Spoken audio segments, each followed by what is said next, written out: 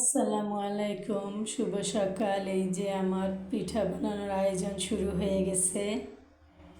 নারিকেল, চালের গুঁড়া, দুধ, চিনি সব কিছু নিয়ে নিলাম। বিসমিল্লাহ বলে চুলাটা ধরিয়ে দিচ্ছি।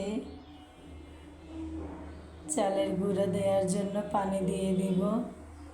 যে পানি দিয়ে দিলাম, এক কলসি পানি সবটাই দিয়ে দিলাম।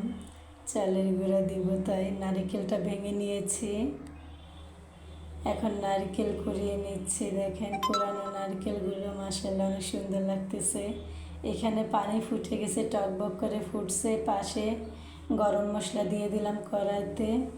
এখন চিনি দিয়ে দিব, লবণ দিয়ে দিচ্ছি চালের পানির জন্য, চালের গুঁড়ার পানির জন্য। এখন দিয়ে দিলাম, নারিকেল দিয়ে দিলাম। নারিকেল ভাজা হচ্ছে। এখনও বুঝতে পারছেন কি পিঠা বানাবো আমি? মনে হয় একটু বুঝতে পারছেন কি পিঠা বানাবো। চালের গুঁড়া দিয়ে দিচ্ছি পানিতে। পানিতে ভালো করে চালের গুঁড়ো সিদ্ধ করে নিব। ঢেকে দিলাম। নারিকেলটা ভাজা হয়ে গেছে। এখন চিনি দিয়ে দিচ্ছি, আর একটু চিনি দিয়ে দিলাম। এই যে ভাজা ভাজা হয়ে গেছে নারিকেলটা। এখানে চালের গুঁড়া সিদ্ধ হয়ে গেছে আমার। বলের মধ্যে নিয়ে নিচ্ছি চালের গুঁড়া। এখন ভালো করে মেখে নিচ্ছি। সুন্দর, দেখেন সুন্দর হয়ে গেছে ডোটা। এখন কেটে নেব দেশের মতো। দেশের ভাষায় বলে প্যারা কাটা। ছোট ছোট করে রুটি বেলার জন্য আমি পিঠা কেটে নিচ্ছি। মাশাআল্লাহ এত কিউট দেখতে যে কত ভালো লাগতেছে।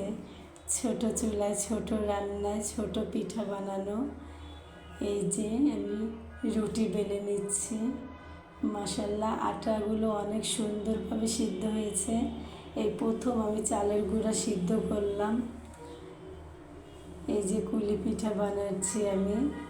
দেখেন আমি বটতে পারি না, তাই আর আমার আম্মুকে বলতেছি বটে দিতে সুন্দর করে।